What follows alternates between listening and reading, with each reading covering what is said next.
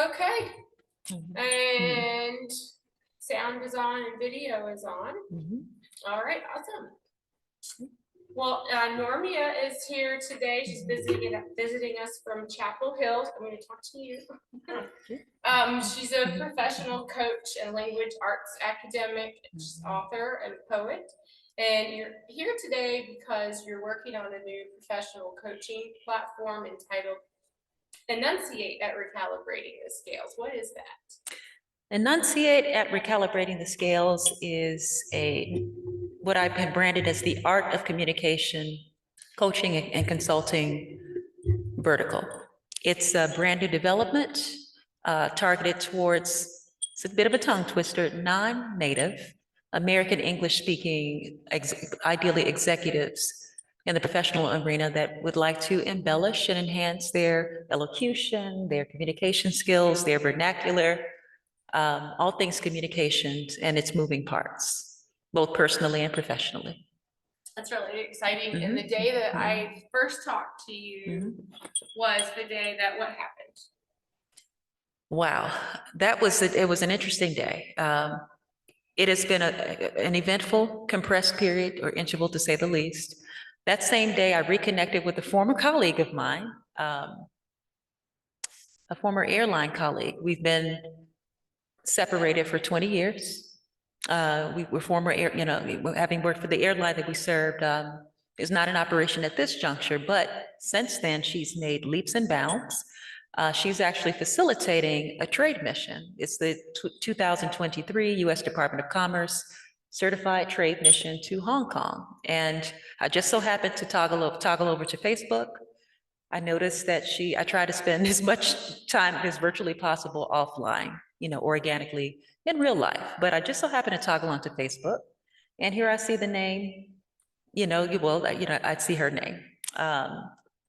And I toggle over to her timeline and discover that she is highly decorated in the realm of international business, the arena that I'm actually targeting. I just registered the domain name for Enunciate at Recalibrating the Scales the eve of that day. That was just the night before Sunday. And I discovered on her timeline that she had the trade mission, reached out to her. She reached back out to me in record time. She beat me to the punch, actually. And one thing led to another. We caught up. We jogged one another's, I jogged her memory as, basically alerting her that, yes, we know one another, but it's been substantial amount of years, only 2 decades since we last connected. But uncoincidentally, not happenstance, reconnected with her, courtesy of her international consulting firm, business consulting firm, facilitating this trade mission. And I told her, I said, hey, she's targeting ideally, 20 businesses. IBS Global Consulting is the name of the firm. It's actually on the government website for the U.S. Department of Commerce.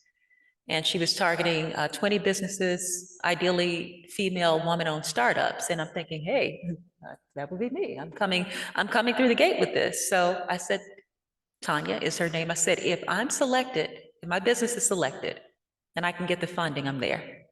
So I found out under the wire, because it's been out there. I just so happened to catch wind of it that particular day. And one thing led to another, and I managed to call in the troops and make the deadline, and I'm a delegate. I made an official delegate for the 2023, pardon my vernacular, U.S. Department of Commerce trade mission to Hong Kong. So I'm on a flight at the end of the month. That's so exciting. Yes. What is a trade mission? So a trade mission, the best way to think of it, I liken it to, it's an immersion. In this particular arena, this would be an international business immersion. So there's a 2-day forum, which is the what they call the BIP, BIP Asia Forum, which is the latter 2 days. It's a 4-day trade mission, December 4th through the 8th. There's E-Day, Entrepreneur Day, where you'll have an opportunity to pitch your business. So you'll be immersed in talks. You're going to be immersed in an ocean of other fellow entrepreneurs, other startups, other companies, seasoned, veteran, et cetera, striking different collaborations, the opportunity to pitch your business, dinners, luncheons, and just a holistic, immersive export of whatever your product and or service is, between the East and the West and other parts of the globe. That's really cool. Yeah, yeah. Okay, and that's, can you guys hear okay? Do you want to move this way? You, I'm good. okay, Mhm. Just, that's fine. additionally, you relate to me a little bit, but I'm all the way over here, so basically. Okay, all right. That's good. Well,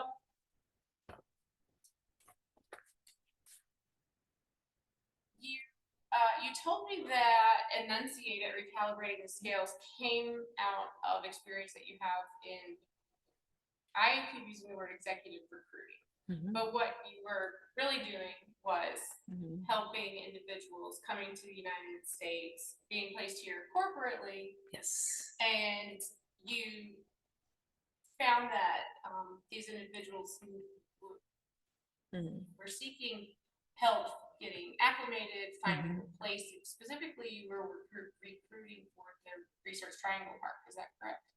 Yeah, so there actually were two different veins. So yes, recruiting was one particular vein, but then the other task or the other endeavor was exclusively serving as what they call a destination service consultant. Okay. So I'm the on the ground support person here in the States, well, in the Triangle area of North Carolina, for any transferees that were being relocated from their home countries by their employers, very renowned employers relocating to the Triangle. Yes, you're absolutely right, to help them to get their feet on the ground, to settling in services, getting them comfortable with acclimating to the area, navigating through different services, housing, culture, and the full gamut. It's very comprehensive. And I discovered between serving in that capacity and then on a personal level, through that personal experience, courtesy of the two friends of mine, that there seems to be a need with people of all sorts, but even on a professional executive C-suite level, struggling with what I coin as communication insecurity.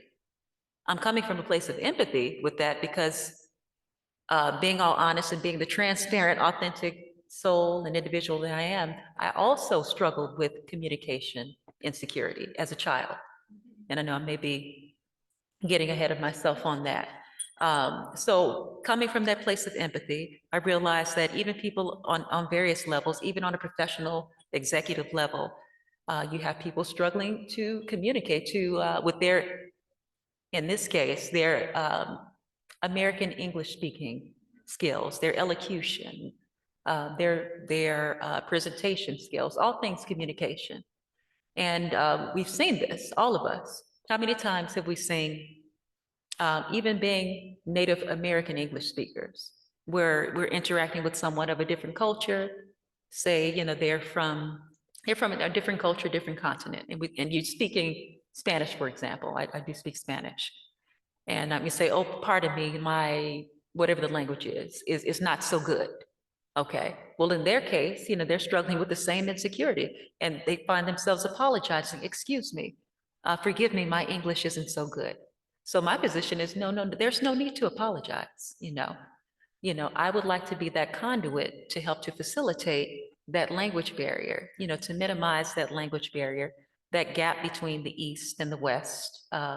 Since we are collaborating, inevitably, this is where we are in the world and society today, for vast and varied reasons, due to outsourcing, exporting, importing, and things of that nature. We are essentially conducting business is in progress, in full swing internationally throughout the globe. So if we're going to interact interculturally, then I would like to be that medium, to help to diminish that language barrier. and to help those that may be seeking, to enhance their communication skills, for personal and for business reason, whether or not they need it for presentations, doesn't matter the industry, because it's needed for any and all industries. I mean, in every arena, communication is inevitable. And the need to communicate effectively and clearly is inevitable. So I'm very passionate about it, and I'd like to be that source. Well, I didn't know when I was speaking to you about your coaching vertical that you had a book published. I didn't know that. Yes. And so what happened was I discovered that you have a personal story. So what you were explaining to me is, as you say, I'm coming from a place of empathy. Yes. You have personal experience that gives you an insight, as you also say, an ear. Yes. For helping folks who are seeking specific help on enunciation. Yes. But really, your coaching is layered with your personal experience, your empathy as to unblocking someone's communication, as you say, insecurities. And you told me that has a lot to do with your story. And before you read your work for us about your history, I also want to hear before you developed the vertical Enunciate and Recalibrating the Scales, you started a long time ago with an endeavor called Rags to Riches. I have your biography here, and I'd like you to walk me through that. Okay. But you're from Chicago. I am. And you moved to the Miami area as a young adult and went to school there. You started at DePaul in Chicago, but in Miami. Would you like to start with your schooling, or would you like to jump into the Rags to Riches? So my schooling, yes. So my academic career is entirely based in Chicago. I started off in engineering, very STEM technical field. I was immersed in that arena. It started my academic career, commenced my sophomore year of high school. But somewhere in the midst of my freshman year, I discovered that I'd fallen out of love with metallurgical engineering, very, very technical.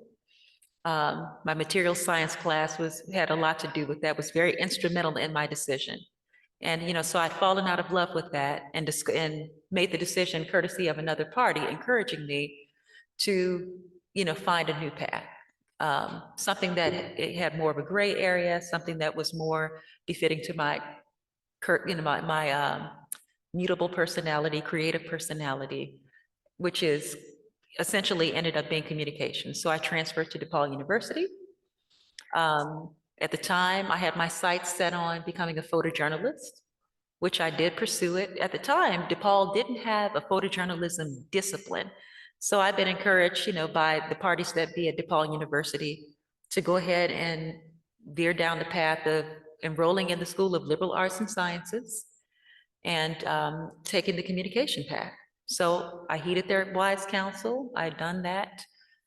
I did immerse myself in photojournalism, working for a local paper that I think I omitted that part to you.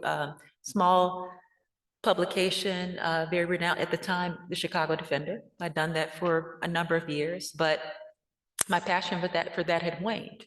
But my passion for communication, writing, all things communication, had been unwavering, unscathed throughout that process. So that basically just walking you down through that through that timeline, fast forwarding to today, realizing how relevant that unintentional path was, because I hadn't really intended, that was not my direction. The winds had changed, the trajectory had changed, but I'm realizing how relevant this communication endeavor is now, so to making that decision, and it's serving me well.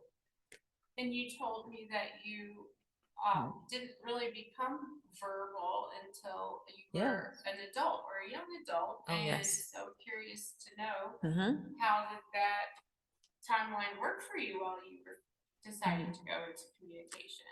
Wow, you are evoking a great deal of nostalgia. No, I wasn't. I wasn't very vocal. You know, being very honest and very transparent. I was an extremely introverted child. Believe it or not, you know, I'm still technically an introvert or ambivert, as some may call it. But I had to.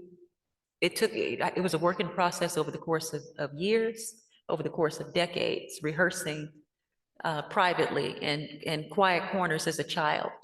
Unbeknownst to everyone, you know, I would rehearse imitating personalities, doing different impressions, you know, which I still relish doing. I get a rise out of today, which had a lot to do with this communication, this communication endeavor as to how that happened, doing impressions. But no, I was not that vocal, and I didn't really transcend that skin, shed that snake skin until I would say my sophomore year of high school. I'd begun sloughing off the layers, but not until my adulthood. I would say my early adulthood is when I completely transcended it. I had to tap into that self-confidence, which is what I encourage to anyone, you know, basically availing of communication services. It does really emanate from, that's what communication insecurity is derived from. You know, it happens, it's coming from a place of a lack of self-confidence when we're apologizing for, you know, oh, my English isn't not so good, forgive me, or my Spanish isn't so good, you know, please forgive me, or whatever native tongue a person may, you know, may speak. Again, there's no need to apologize, you know. There, I'm at the disposal of those who are receptive, you know, to avail of the services, void of arm twisting. When did you start your radio show? Was that the Friends? Yes. Jeffrey Bradley, give a shout out to you. We have a history dating back to high school. We're very good friends. Thank you for reminding me. I actually need to reach out to he and his family because we have a solid rapport. He is extremely instrumental. He was the person to encourage me, given my desire to pursue radio and being completely enamored with voice and all things communication and vernacular and linguistics and elocution. But having that unwavering passion, again, stemming from being that child imitating radio personalities since I was yay high. He said, why don't you just go ahead and start your own podcast? And I'd heard of podcasting, but I really wasn't familiar with it. So that journey began in 2017. That was called the Recalibrating the Scales radio show. And you Yes. said that your goal was to aid disadvantaged women and male youth yearning to rehydrate, reinvent, and become reacquainted with their former and newfound selves. Yes. And I've mentioned to you that in reading your work and listening to your radio show, you use a lot of language when speaking to your audience that specifically expresses, I'm coming to you from my experience, from my journey. Yes. And you're not afraid to say that what you're teaching or what you are passing on is directly from coaching that you have received. Yes. From teachers that you admire or teachers that you directly worked with one-on-one. Yes. And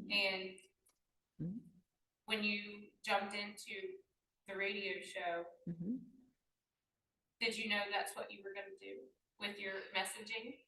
Yes, my intention then and through each year, each phase, it becomes more profound, is always to come from a place of unadulterated authenticity and transparency. It's my moral imperative to do that, as much as it's my moral imperative to offer, you know, to broadcast, you know, what I'm willing to serve. this communication service or my communication services that I'm willing to render. They're all my moral imperative. And I do have to credit the coaches, the mentors, everyone instrumental along the way for that. I can't take the credit for that. No. Well, I did skip over I said Rags to Riches. You were involved with a show that allows you to work with people getting ready for professional interviews, professional changes in life. And you told me that from a segment that was called Rags to Runway, not Rags to Riches. What was that? So Rags to Runway is my baby. That's my fashion vertical. Yes, and I'm a teacher, a healer, and a creative of sorts. I do believe in having multiple verticals, wearing having multiple hats, so multiple pots brewing. But there is an organization that's actually Dress for Success.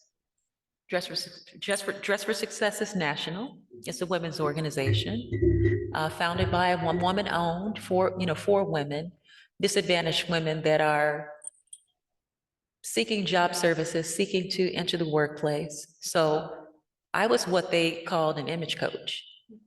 And this is another fancy of mine, but I had the pleasure of playing real live dress up. So not just the paper dolls, but dressing up their clientele in preparation for interviews, in preparation for landing a position. We were charged with outfitting them from head to toe. So there was tons of apparel, tons of inventory donated by vast and varied sources. And from everything from shoes, handbags, accessories, clothing, not headwear, that we were afforded with, to outfit these women for interviews. And if they scored, if they were offered the position, if they had a job offer, then they were outfitted for 1 week's worth of work attire for whatever role that befitting to that. So we dressed them according to the role they played. Yeah, it's very fulfilling. How long did you do that? Oh my God, I'd say I probably had given it, I don't know, maybe a good year and a half, maybe a year or two, I would say. Well, I would like to ask you to say a little bit about your mom's influence with that, because I will ask you again when you get to some work that you wrote as dedication accolades to your mom, your mother. But this is a good time to ask a little peek into where your spark for fashion comes from. What did your mom do when you were a little girl in Chicago? Oh yes, my mother, in a much earlier phase of life, she's in a different phase of life. She's very religious, very conservative, very subdued. But and this is illustrated in one of my prose poems dedicated to her, but a master, she was an icon within her own right when it came to fashion, stage presence, a master MC, and she would MC her own fashion shows because she was immersed in sales at the time. So lingerie lines, Katani Original, I believe it was called. She would have women, she would employ, to host fashion shows. And I watched her, I would watch them.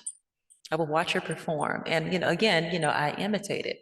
So I drew from all of these skills. She is conclusively my first teacher, by the grace of God, the creator. So she is. Well, you say that you would practice your radio show, your radio imitations in private. Did you have your own fashion shows too? I didn't have my own. Well, I take that back. With my select group of friends and cousins. I imagine so. I'm sorry, I should read. We did. Yes. We did. On your own, at home. Oh, at home. Private fashion shows. That's what I imagine. If you're not ready to get on stage, but you're watching mom do that, I imagine you probably have a little dress up. Oh, between my mom and I'm the youngest girl. I'm the youngest daughter. So all of my sisters are older, you know, they would dress me up. My sister Rita in particular, you know, Rita, thank you for that. She would dress me up. I watched them, you know, they're also fashion icons within their right. So I have to credit them, you know, for my fashion sense, you know, because I watched them and, you know, they would, you know, hand down some of their, you know, their fare to me and things of that nature, which I availed of. I've watched them, you know, dress up and get made up, and I drew from that. I didn't necessarily act on it in my early childhood, but once I had begun to come out of my shell, my sophomore year of high school, it really, really took off. Yeah. What was school like for you when you were younger? Oh, boy.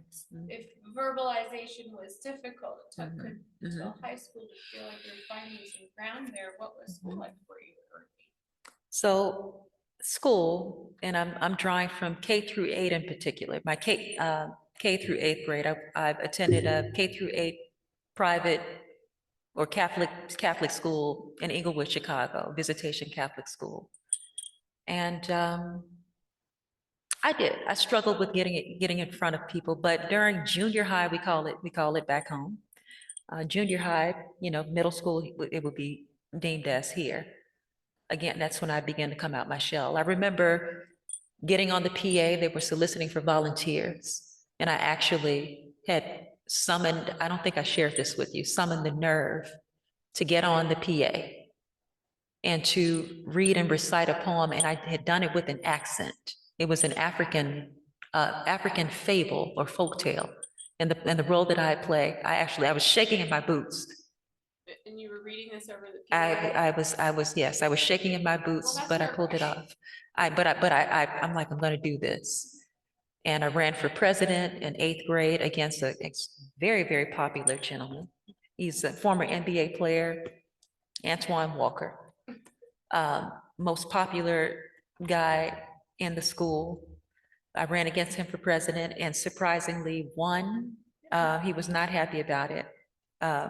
No, I did not cheat, Antoine, because I didn't read from a script. I memorized it, you know. So he said, "You cheated because you didn't read your debate speech." I said, "Well, that's what made it better."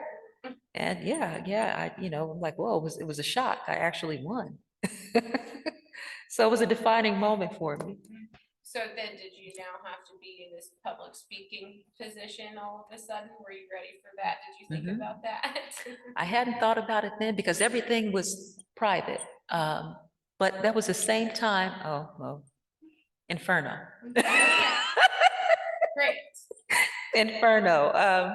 That was that same year, I believe. That was 8th grade.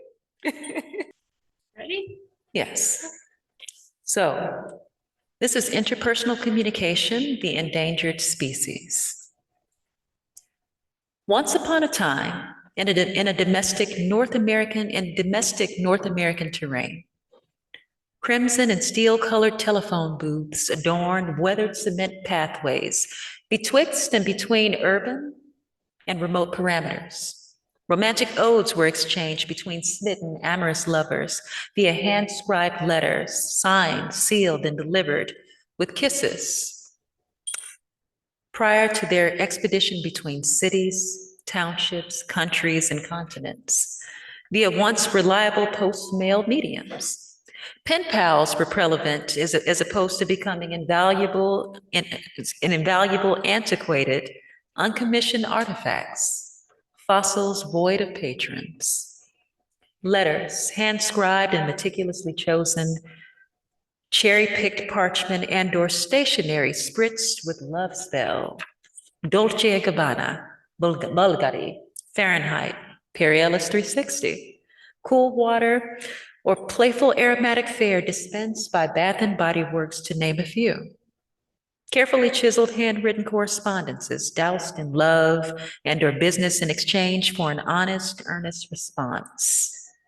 From the recipient, of course, confirming receipt of its organic transmission, in lieu of a habitually blatant ignore, the new societal norm or status quo, in fact. Elongated and grammatically sound sentences and phrases took precedence over modern aged abbreviations. Quality and substance of English vernacular once succeeded the present day brevity exemplified through hurried digital messaging spewing OMGs, IDKs, IKRs, LMBOs, SNHs, etc., etc., etc., etc. Indeed, the quality of language versus the diminished quantity of verbiage evident today was paramount, illustrating the progressively waning art of avid interpersonal, personable communication. My unwavering passion, nevertheless. There you have it. Mhm, mhm. Okay, Yes, and yes. the next one is accolades. The accolades, okay? Mhm, okay. So this is the accolades dedicated to Mother. Yes, I inhaled the eau de parfum discharged by the summer drizzle.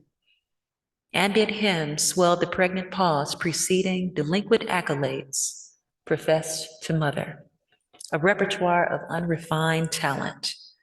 Mother, my God-bestowed intercessor for early literacy.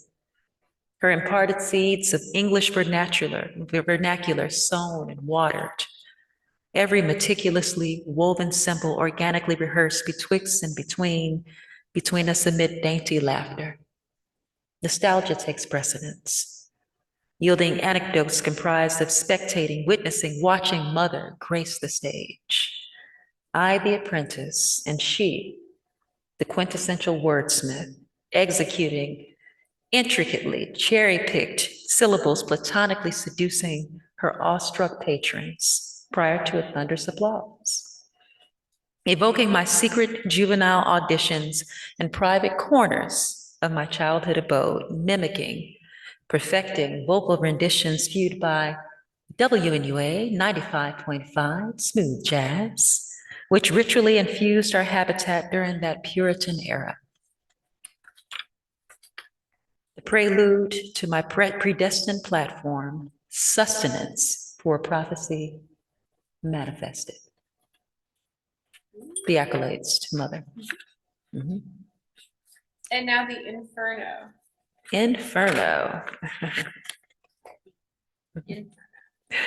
Oh, Inferno. Inferno. Suddenly she'd been aroused from sleep to be greeted by a blinding smoke-filled room. Crawling into the kitchen, she found a blazing saucepan of French fries, grasping for the ceiling. Terrified, she throws an oily towel over. Stubbornly, it persisted to burn. Petrified, she throws over water, which spurred the fire to dance swiftly round the walls, totaling the curtains, blocking the darkness. Zealously, she seized the curtains and smothered the fiery pan out. All of this transpired because of an urge for a midnight snack. And Normia wrote that in 8th grade. 8th grade. Yeah. You wrote it because you wanted to write it. Did you write it for the poetry contest? I did. So that was based upon a true story. I nearly set the house on fire, falling asleep, frying French fries, waking up to an inferno. And my mother, being the instrumental person that she is, she encouraged me to write about it. There was a poetry contest in 8th grade. You're right, absolutely right. And contemplating what should I write about it? I want to go for it, Again, I'm stretching myself slowly but surely. And she encouraged me to write about it. Why don't you write about the fire and call it Inferno? I did. I actually, I acted it out. You acted it out. I did at that juncture. And Yes. that was first place. I did. I won a blue ribbon, first place for that piece. Nice. So a lot happened that year, 8th grade. And you also have a dedication to your father. Yes, I do. My Superman. And Right, yeah, we didn't skip anything. That one was next. mhm. So this is titled Perseverance, Ode to the Modern Day Superman, dedicated to Dad. Dust swirls fine as flour as you grace the surface of your arena, fleet-footed, lapping every opponent prior to zealously ripping, shredding the finish line, marking the cadence of your race.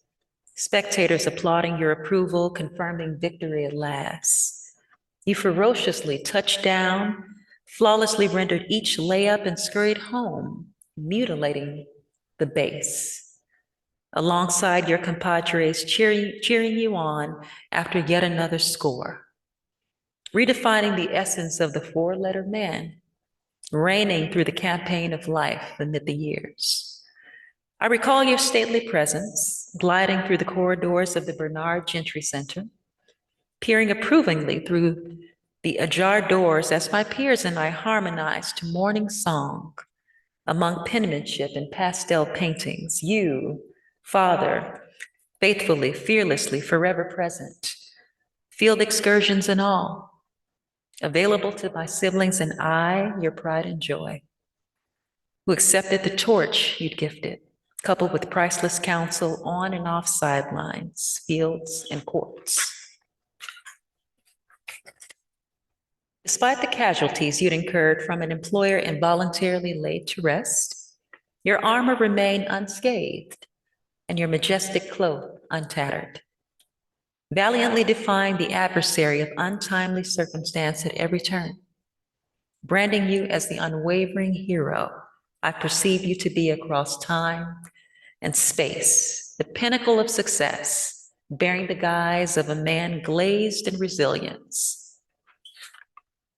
I underlined that last phrase. Yes. And I wonder if you want to say anything about that last line.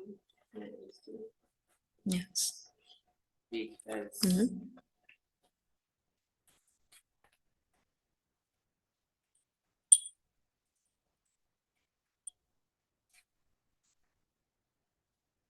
bearing the guise of a man glazed in resilience. Yes. Yes. The So pinnacle of basically- success bearing the guise of a man glazed in resilience. Yes. So that's just my way of, my embellished way of illustrating him as, being that, to present day, to date, that hero. He has been that resilient, perseverant, tenacious personality, and he imparted that to me and my siblings as well. It is embedded in our DNA. And yes, I'm verbally chiseling him, being the masterpiece, the master architect, the master sculptor, I should say, of painting him in that light. Yes. Well, we were going to follow closely with Dreams Undeferred, which specifically speaks to that last line, I think. But Yes. I asked you to read this one now because I like it. I like having it in that spot following accolades to your mother. But let's still save Dreams Undeferred. Would you like to share your autobiography stories now? Absolutely. Yes. Yes. Okay.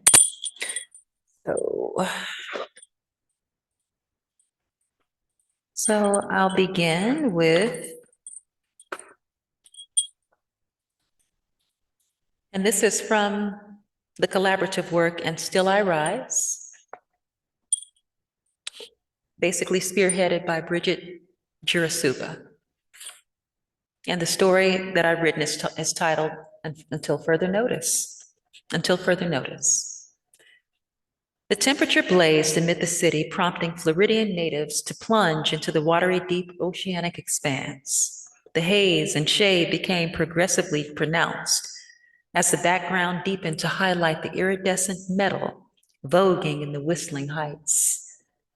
Meanwhile, I whisked through the opaque French doors embossed with dusky pink script, shed my Enzo Angelini stilettos, and slithered into lotus pose. Jenna's mindful declaration permeated the conscience of fellow members of the yoga session, inclusive of me.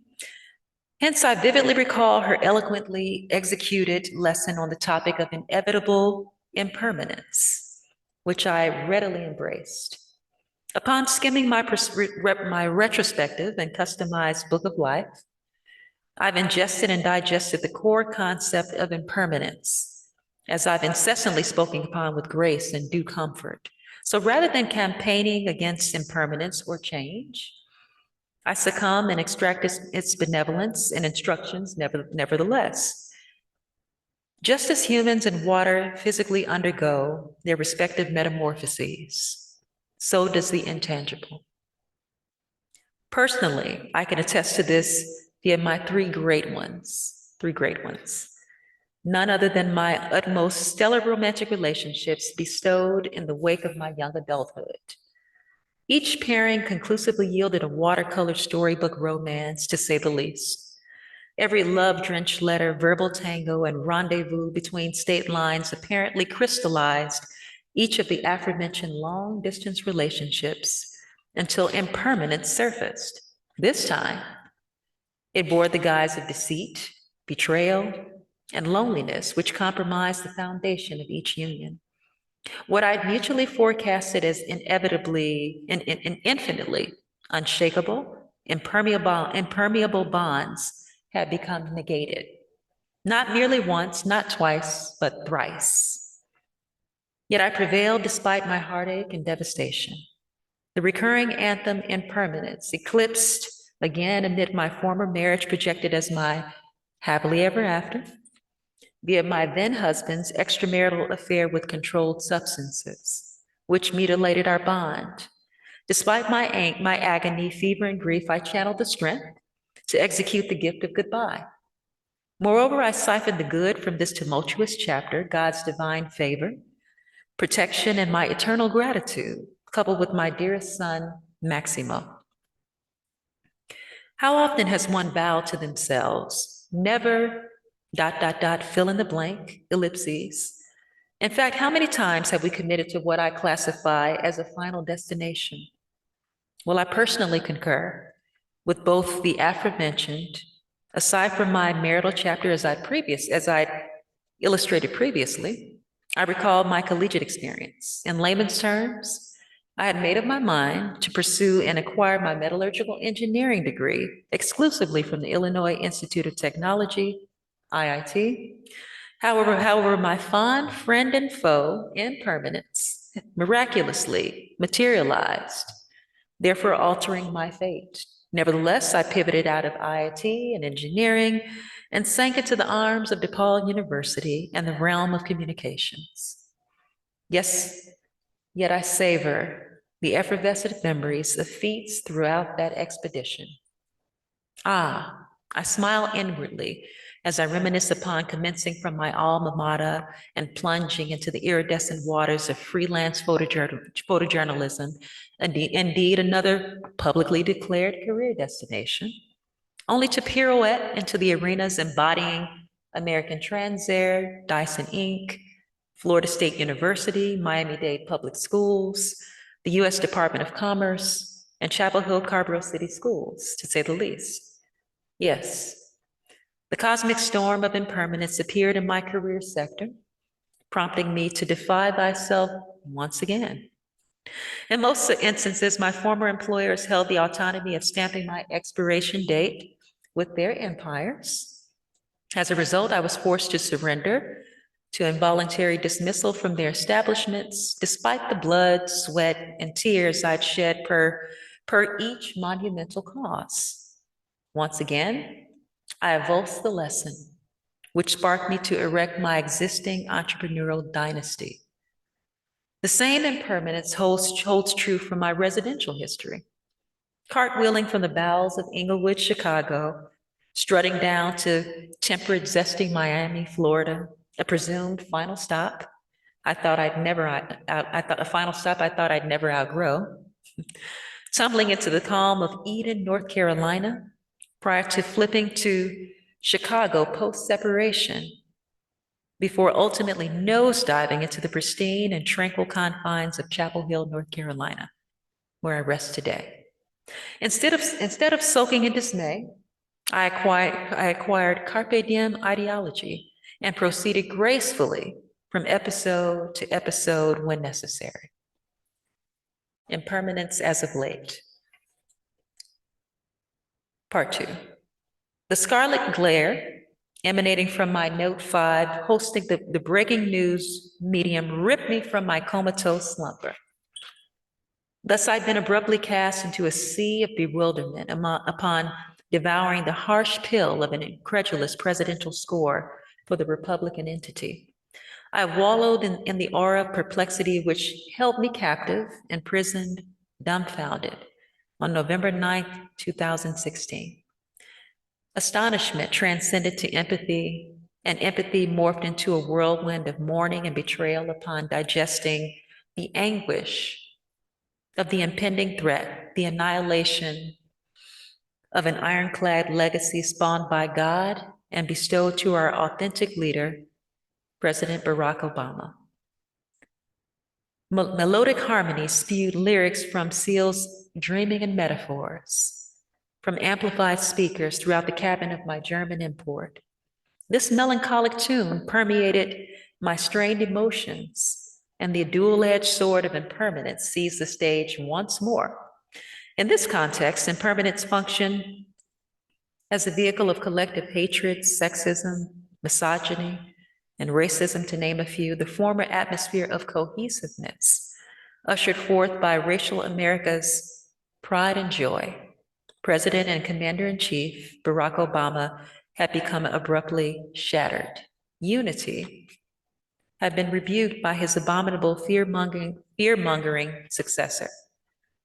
Gloom, doom, darkness, and defeat now circumvented the climate spanning American parameters in lieu of presidential feats, which reigned over an 8-year interval. Dwindling hope took precedence, therefore strangling the soldered and welded spirit of the USA. Impermanence rendered the evidence of the unconventional physician, President Obama, who martyred to acupuncture the supple skin of a country afflicted with the ill daemon of greed. I sobbed uncontrollably upon realizing he toiled tirelessly to spare a land entrenched with lust for dismal power of its sins.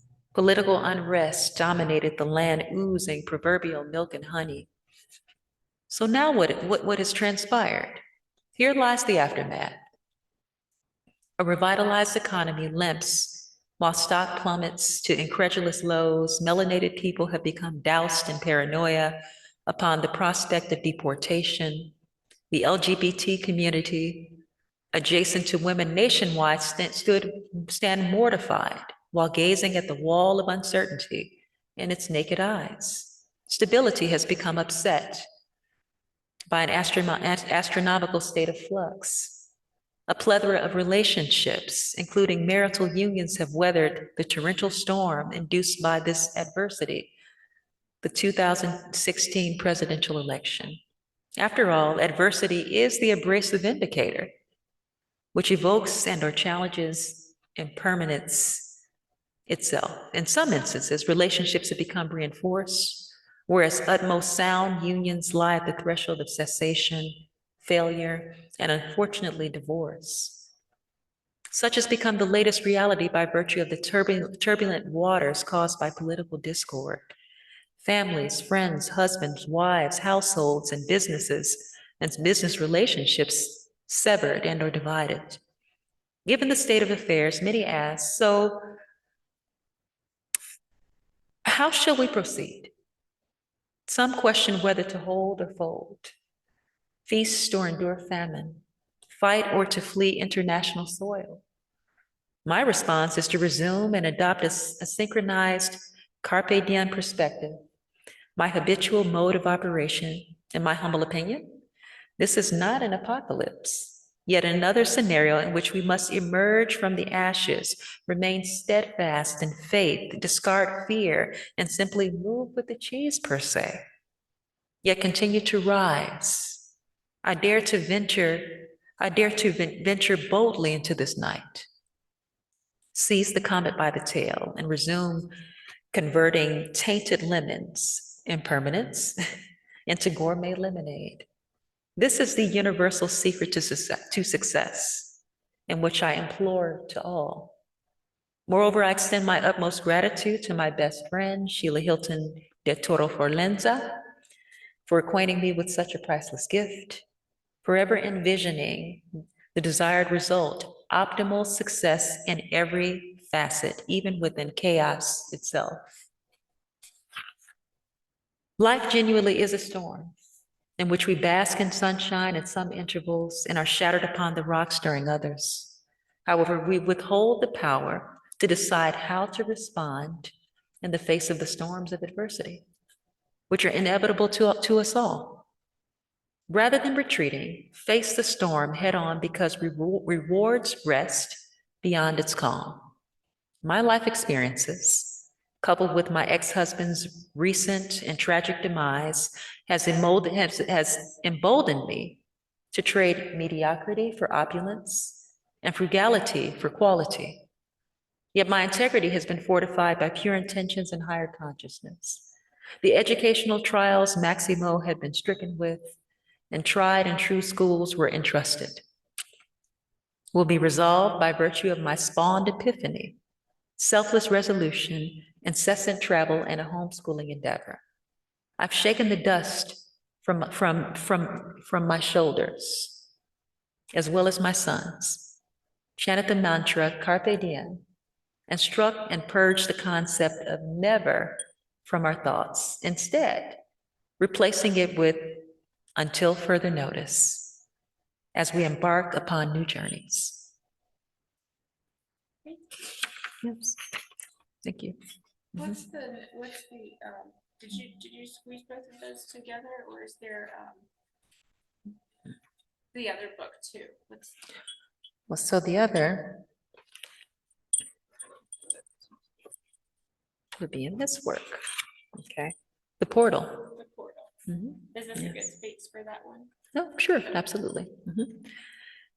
The portal, rendering a sparked epiphany. Chronic fatigue and drenched monsoonal fever plagued me as I arose that subarctic December day.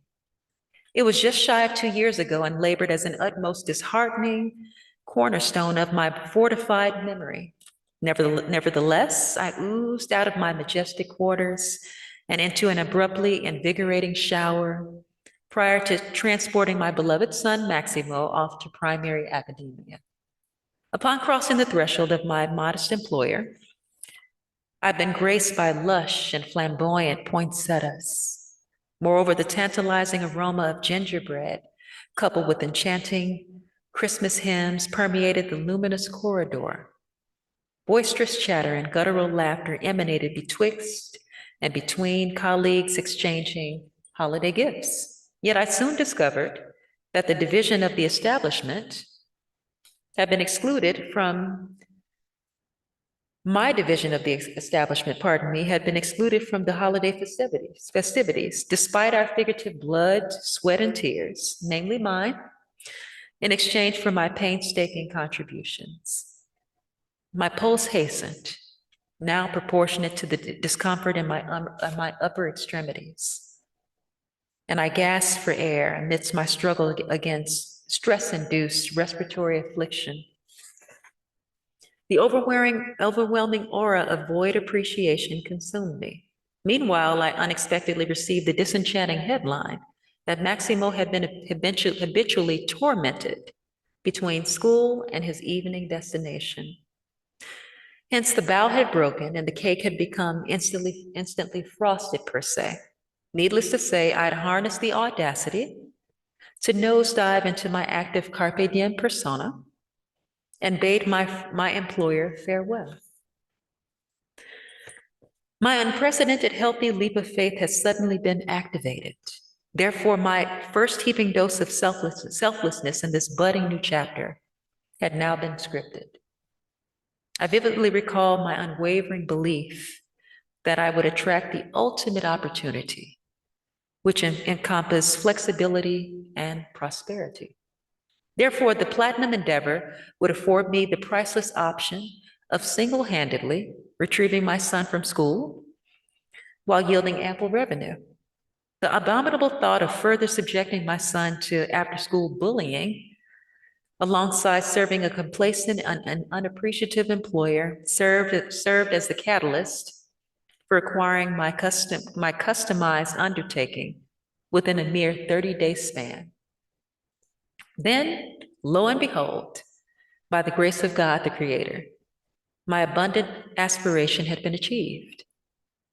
In hindsight, I acknowledge that vast and varied members of my circle had deemed me disillusioned. However, my sound intentions, congruent to my vibrant vision, and devotion to my higher power, enabled a sweet and savory manifestation. In layman's terms, I made the decision to jump. Yes, to jump, in light of the purest rationale, my son and myself, in that precise order. I segued from one contract assignment to another, successfully completing each project, swinging from project vine to project vine like a female Tarzan.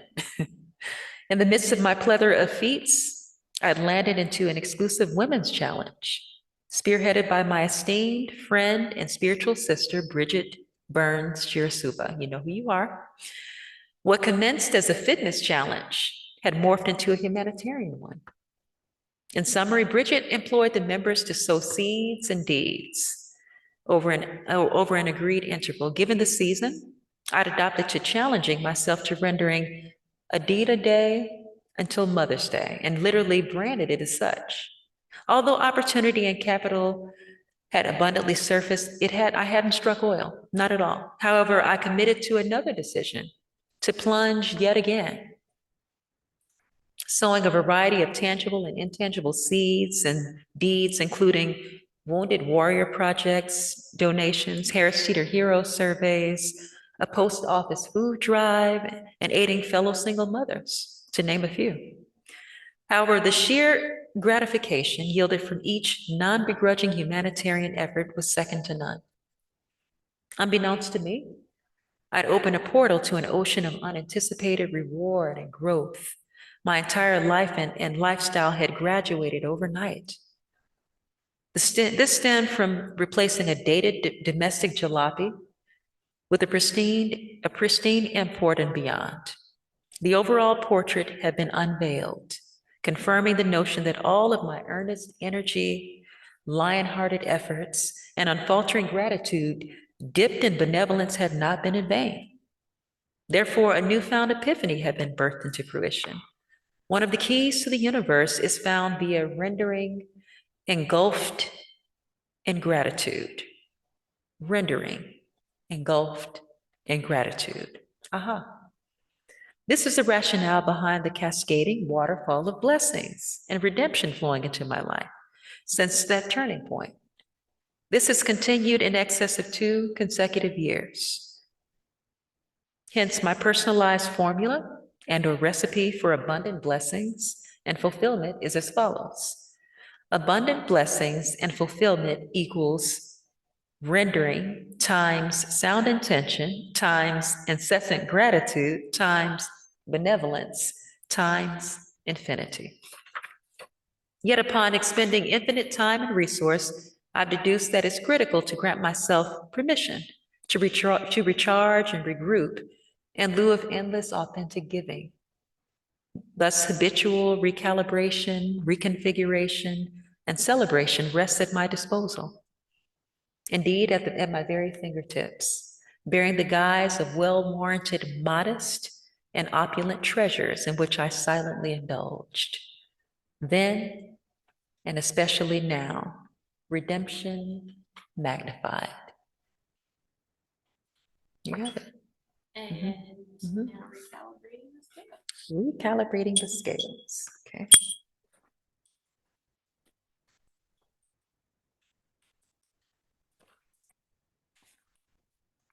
Recalibrating the Scales.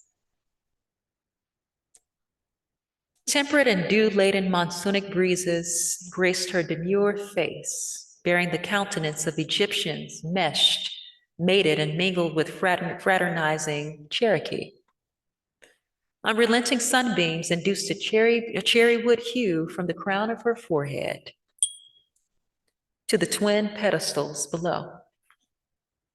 Sifting through the rouge soil at this intentionally sculpted oasis, each peppermint-infused sip of herbal vitality replenished her feeble spirit, annihilating her prior to fatigue amid verbal tangos unfolding among newfound acquaintances as children frolicked through manicured honeysuckle terrain. Mothers-in-waiting devoured intricate house frappés comprised of elderberry, embossed with plantains, homespun honey, and cherry garnish. High vernacular poured from personalized parchment and evaporated into dense country air engulfing this paradisal venue. Tickling the mockingbird and rousing flamboyant cardinals, whispering clandestine greetings and salutations from expired loved ones, silently confirming her safekeeping. Recalibrating the Scales. Yes. And does this take us to dreams undeferred? Oh, yes, indeed. Dreams undeferred, okay. Dreams undeferred, prophecy fulfilled. Dedicated to Harold Lefty Williams and fellow dreamers worldwide. No. 9. Niet. Ne. Non. Are but a few ways they plagued me with the decline. Yet I siphoned the remnants of my battered and weathered spirit, compounded by the insult, amplified with the injury spawned by old man winter, inducing the ill harmonic song of a snarling Arctic wind pummeling my ears, devouring my naked hands, just desperately seeking, searching, yearning for the summer solstice to thaw and melt my frigid disposition. My effervescent fervor, energy waning, I harnessed the nerve to genuflect, casting an upward gaze, devotedly paying homage to Father. Father hovering above, within, and below, despite the painstaking shrills of the faithless, uttering the mantra of my projected defeat, yielded by the campaign fostered by the audacity to dream. However, I re-entered the arena, disrobing, discarding the tattered cloak, saturated, drenched, stained with the saline tears shed by virtue of ritually petitioning for welcome redemption. Suddenly, the sun fiercely pierces billowing clouds, illuminating, igniting my faltering hope, annihilating, consuming, taking precedence over the stench of failure, evoking the score. Welcome redemption at last. There we are. Well, that was our reading schedule. Yes. Is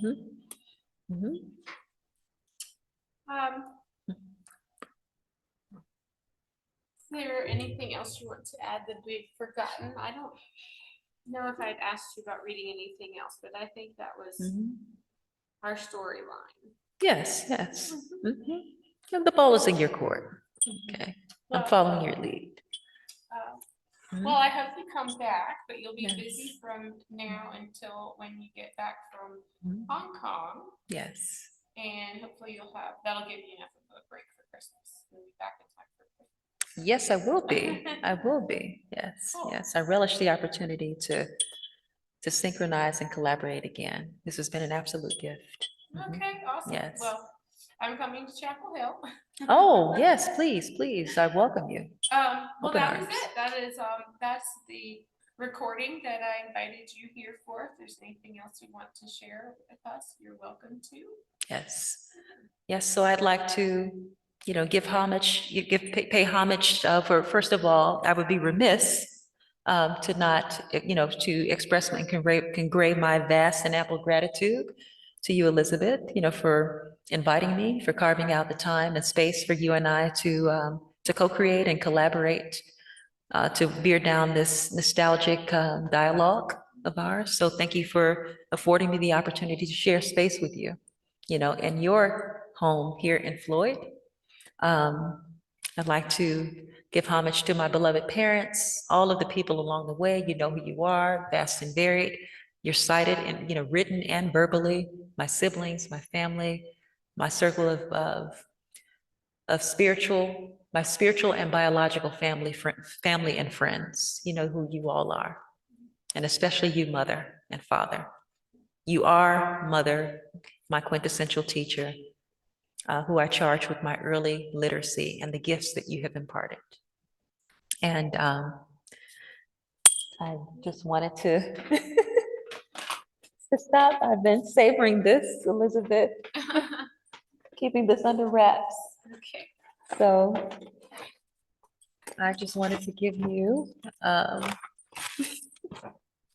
this is just a token of my appreciation. Okay. Okay. So cute. What have you Yes. done? Yes. Well, you picked out my colors. Yes, fire colors. Yes, I've been from Chapel Hill, North Carolina, and along the way. Oh my Yes. gosh, it's heavy. Yes. It's beautiful. Yes. What Mhm. do you- I've been concealing it. This explains my trip back to, to the hotel. Oh, Well, not this one, but there's another item in there. Explore and connect. Yes. So it's a memory book for when you. Mhm. Oh, at first I thought it was for traveling, but this is for. Mhm. These are memory. These are like essay prompts, share memory prompts. Yes, for you and your beloveds. This is cute. Mhm. Okay. Thank you. Yes. Okay. Something sweet. Cake inspired chocolate pizarro creations and sparkly peach. Yes, yes, I took note. I know you said we're a fellow non-drinker. Mhm. Yes. Yeah. Thank you so much. And there's one more, there's one more item in there. Uh-oh. You beat me to the punch. Oh, you didn't. I ordered that. I ordered that for you, so I had to, that's what arrived today. Oh. Well, how cute. And I had to make a trip back to the hotel to get it. What Yeah, I so. want you to do Mm-hmm. is sign it. Okay, yes, please. I don't know if I Mhm. have. Yes. Do you have a Mhm. Sharpie on you by chance? I think so. I know I have one in my laptop bag. Well, okay.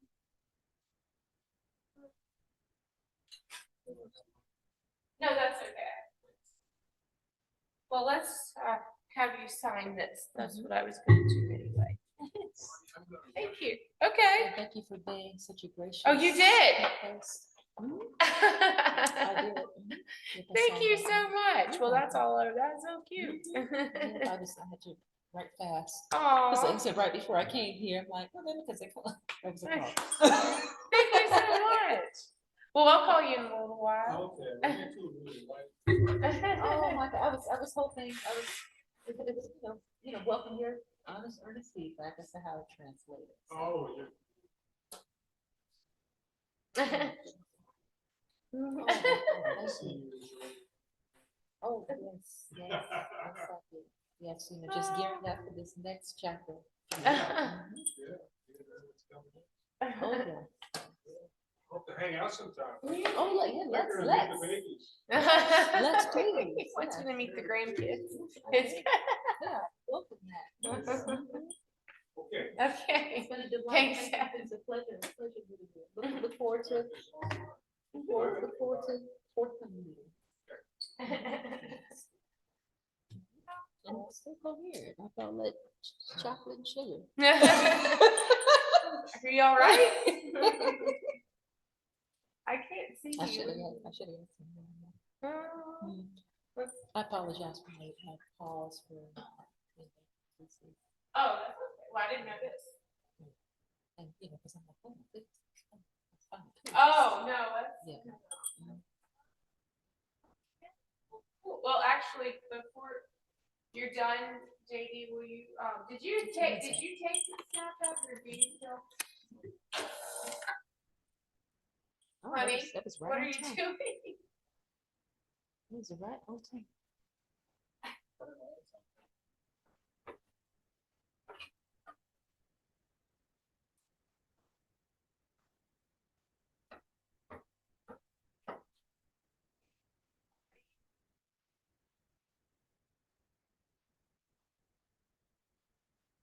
What, do you know what button you pushed? All I did was, slide up the full house up.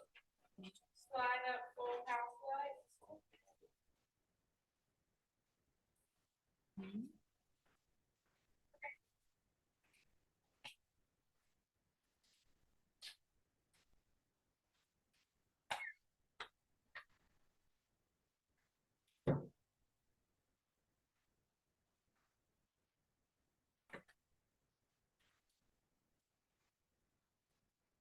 Okay.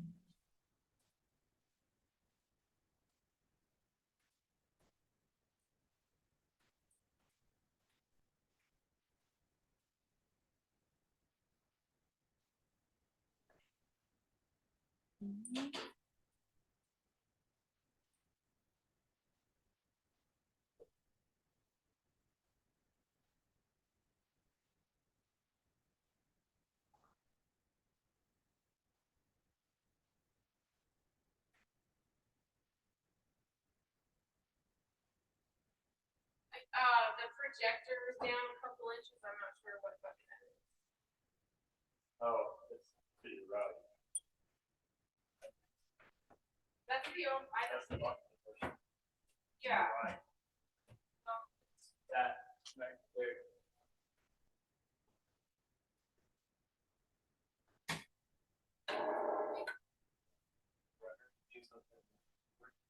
Yeah, that's what I was like, I don't know what button is for that one.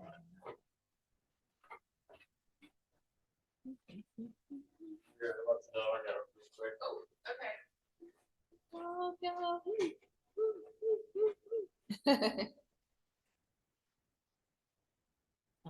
Turn that on.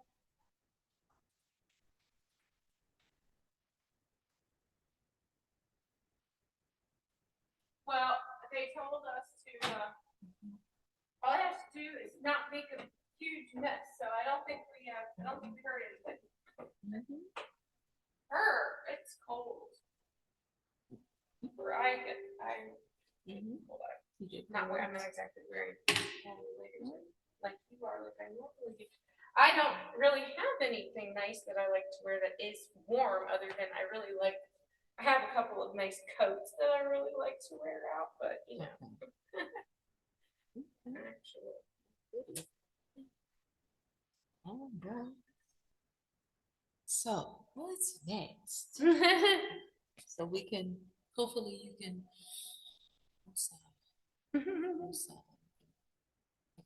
Yeah. I love this space. I'm curious to see what it sounds like when I get home. I mean, I recorded myself a little bit as a test yesterday, but yeah, I just love this little spot, and I think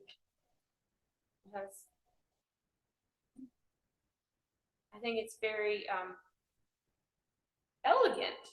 Yeah, I think You so. know, I It really is. do. That's all there is to it. I can't even. The only thing they have to this place is the lights, and the sound system is literally just a microphone that's corded from the box to the stage. We didn't use that today because I was afraid of. Well, we didn't need it, but I was afraid that if I had hooked up a speaker, that it would mess up what was coming in here, right? And you get an echo or like all of it. You need a monitor. You put the Yeah. speaker, you wouldn't have the noise it today, but I do need to know how to do that, Oh, yeah. or how to run equipment. Most of the reason I didn't take the photos is you take screen stills out of the video once I get back on the software. I figured as much, but I don't have experience playing around with that, but I know I've done it by mistake before. Well, it's super easy to do with Mac. Right. All you plug it in with software, you have the word for you. Sure. Oh well. I don't have to screw the temperature because I didn't change it.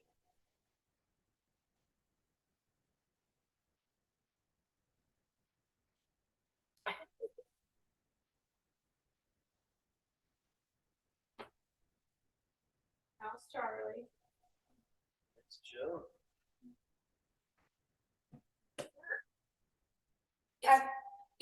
So, did you say so? Is the curtain going to be displayed, or did you say something?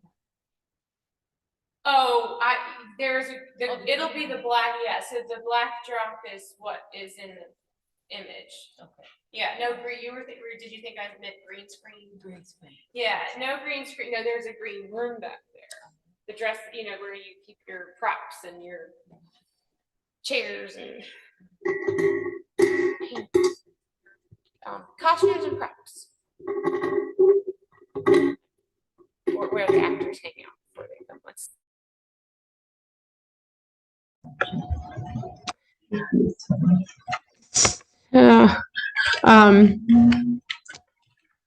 Tomorrow, I have to go to Roanoke for my daughter's soccer game, so I won't be in Floyd tomorrow.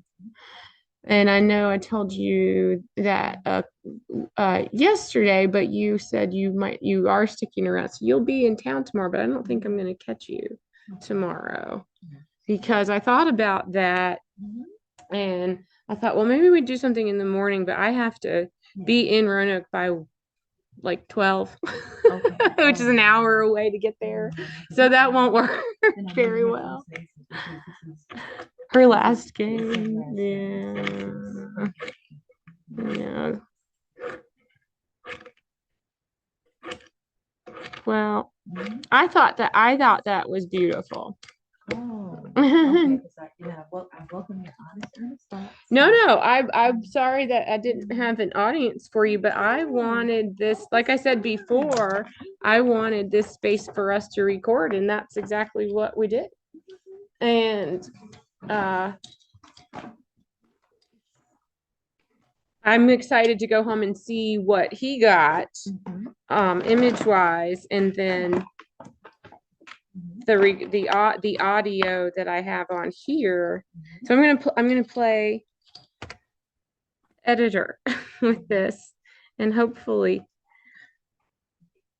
well, at the very least, it'll have a really cool audio recording. But I don't know how cool the images will come out. But I have a feeling we'll have some cool stuff to look at.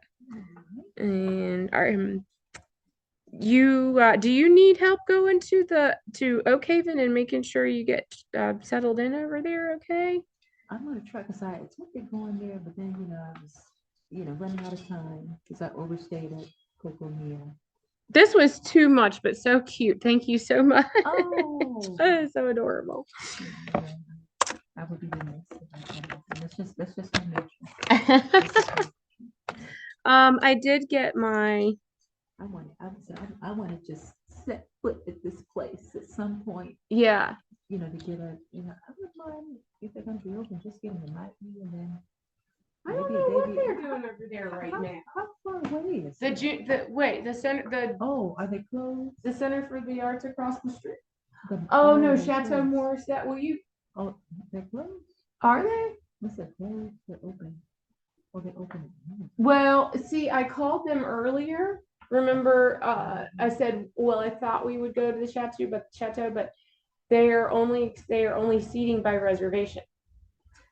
So they have open hours. You might need to call and ask because they might say, well, we're only taking reservations for the dining room, but you're welcome to come check out the grounds. It's a winery. mean, I just want to. Their dining room has a bar and the balcony's beautiful. You can take photos. That's what I thought was going to happen. I figured, well, we'll get a little table and it'll be Normia wanting to take scenic, pictures off their balcony. Mhm. And they get people all the time that just drive by Oh, and look at visit. that view. Yeah, that's all I want because it's not for the one. Yeah. I wouldn't mind getting a bite, if it's possible, but it doesn't have to be there. I wouldn't mind getting a bite to eat there, if it's possible, but it's not urgent. I mean, that's not an emergency. It's not a. Yeah. Oh, they have live entertainment. You said, okay, so the tea is from what, 2 to 4? I think so. Yeah. I would have to get out early. Just to try to catch any suggested like points that I could do touching. That's what tomorrow's going to be touch and go tomorrow. See, Chateau Morissette would be not, well, I don't know which way you're going. It might be on your way or not. So it depends on which way you're going. That's what I mean, unless if you're going to skip poetry because tea and poetry because it's going to be too late and you end up stopping by the chateau on your way out of town, it's on 221, so you want to do a little map search and add it to your trip and see if it'll take you there if it's on your way or not. But it is only 10 or 15 minutes out of town, and she's still trying to let me see which way I go back home. She's trying to decide about stopping at the chateau. I said, I'm not sure which way you're going, but it might be on your way out of town.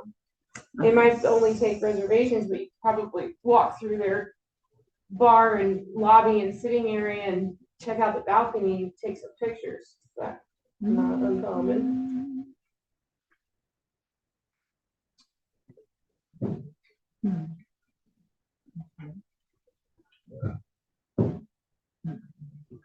Okay. All right, so let me see which way.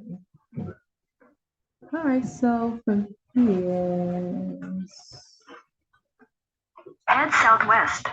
So 57 east to, I'm gonna ultimately end up on two. Did you say 220? 221. Oh, 220. Where are you? Yeah, you talking about Chateau Morissette? So I just GPS back home. 221 will take you to 220. Well, it'll take you to 419 and then out, which is 580. Is that an interstate? You said an interstate? Because you're going to Chapel Hill, right? Because it's so like from here. You go to 70, you just go down to Hillsville and then go down, jump 77. Or 40. You know what? So it has me going 57 east. GPS signal lost. You know, a couple turns, 220 south max 58.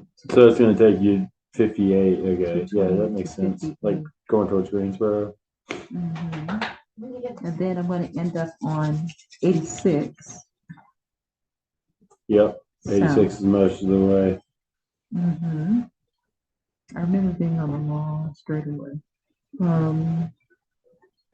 But you said 220 will jump you back, like you said, on 58. Now, if you go down, because I don't know, whatever makes most sense. I'm just trying it just really depends on whether you would rather stay off the highway. Oh no, highway's fine. That's perfectly fine.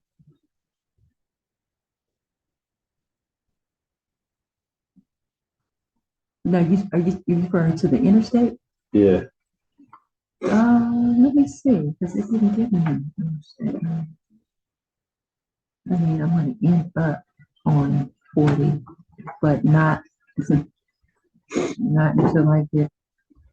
They used to take 8 all the way to Stewart and then get on 58, like you said right there. Oh, 8, okay. I see 8 to that. 58 to 220. 8, 58, 220. Let's see. That's it. That's it. That's it.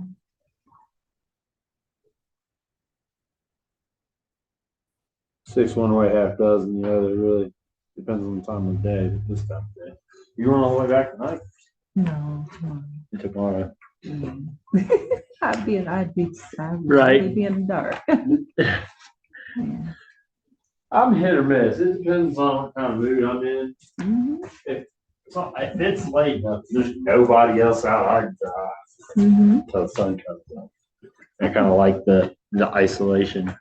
But then you get close to the big cities, bright lights. I could get, Not for me. as long as I clear the mountains before it's dark. You're not catching those sharp sneak up on you turn in the dark. Yes. Uh-huh. Mhm. Okay.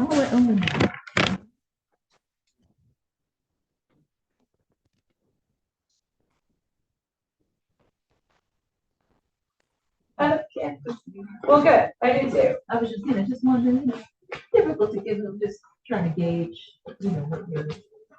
Well, I just wanted to use this here and see what it felt like to record in here.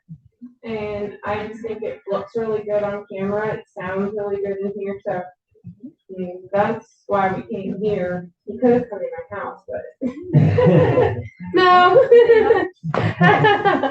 No, but I wasn't joking. About Chapel Hill. I don't have any particular dates planned, but it's not far away and it's a cool spot. I've only really driven through it. I haven't actually really spent time in it. So I was gonna wait until you my other little thing for me. Wait until you get back from your trip, and then maybe in the spring, I'd like to come to Chapel Hill and do a recorded project with you. Maybe you have some friends that would have some topics they'd like to talk about, and maybe maybe you would be able to find or think of a spot that would be kind of like this, or maybe somebody who has a recording space, or if there's a studio that is, a little independent studio that might be for rent or something that we could find, and invite a couple of friends together and pick a topic and get our microphones out and record a show. And, so I would like to get your brain churning about that. Maybe when you come back, you'll have some things to say about small business. Because your conference is for small business women startups, right? Women in business. So that's definitely something that I want to put some energy and attention to, and find some speakers. So you might come back with a whole lot to say about that, and you might have some people who would want to join in on a conversation about that. I'm new at this, so I wouldn't be able to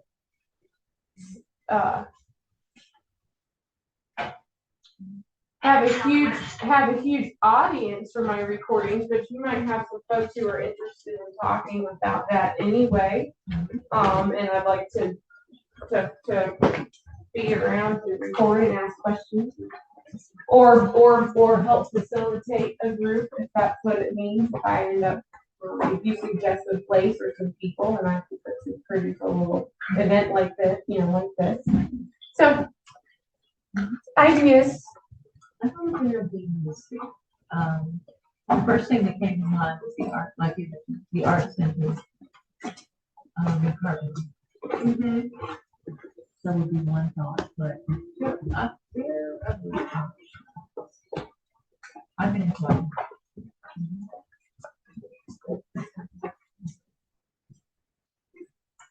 In fact, I know exactly where it is. Look, it's Mike and Sully's door. Yeah.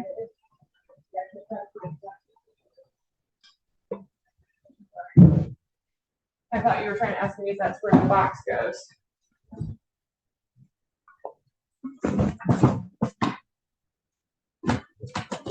I hope you all break that. No, that's it. Wouldn't know where to tell you to put things anyway.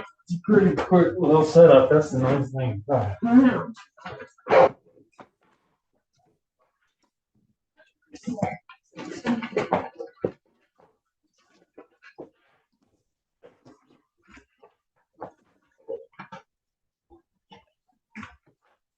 A shop that's sparkly. So I mean, I sampled a bottle of one.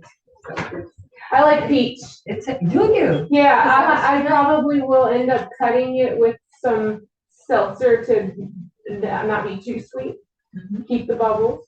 But peach is a good flavor for me, so that was good. You know, that's a good one. It's a kosher brand. It's kosher? Yeah, and it's, you know, the original, which is, you know, the conscious grade. Yeah, It's not very sweet. Well, it's a little sweet inside. you're right. You're right. Yeah, I had to go for because I'm like trying to find. Oh. Oh my goodness. Yeah. How sweet of you.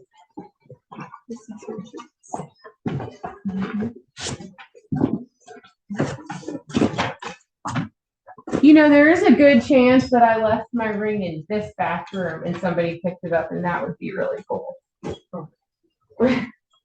Your ring? Yeah, when I was here yesterday, I was wearing a ring and I somewhere took it off to wash my hands, and it was either, I thought it was at the Circle K. I like to stop there because they have really clean bathrooms. You used to be there in Floyd at a gas station. The Exxon Circle K's bathroom is always spotless. And it's always, Thank you. yeah. That counts. That's important. You know what? I mean, they're far few and in between. Yeah. But this might sound strange, but I really relish those rare occasions that I'm able to find a new. That's not Yeah. strange at all. With the mold, the lid. Uh-huh. Because I flush with the lid. Right. And if I have an opportunity. So it doesn't Yeah. explode all the toilet stuff into the air. Yeah. You know, my best friend, Sheila, they pull up and so she's the first person to tell me. She said, "You do this flush years ago." Early in my friendship, you really supposed to flush with the lid down. She explained why. I'm like, oh my God. Right. So I was all these years. And like when people come up, I don't use my bathroom. No, because I know they're not that. They're not. Right. Over here, there's a spare right over here. Yeah, the plastic crap all over the floor. Right. So where do you think the lid was? I do. stored? You flush it. Oh my God, you people, my family. Oh my God, I've attracted. That's, you know what, not everybody's pretty. Yeah, to lift the seat and put it back. And put it back down, both of them. I'm like,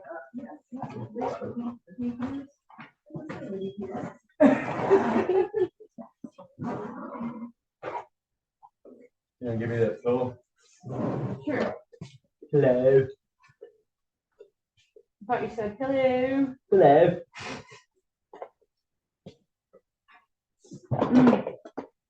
I think that's everything in there. This is their pencil.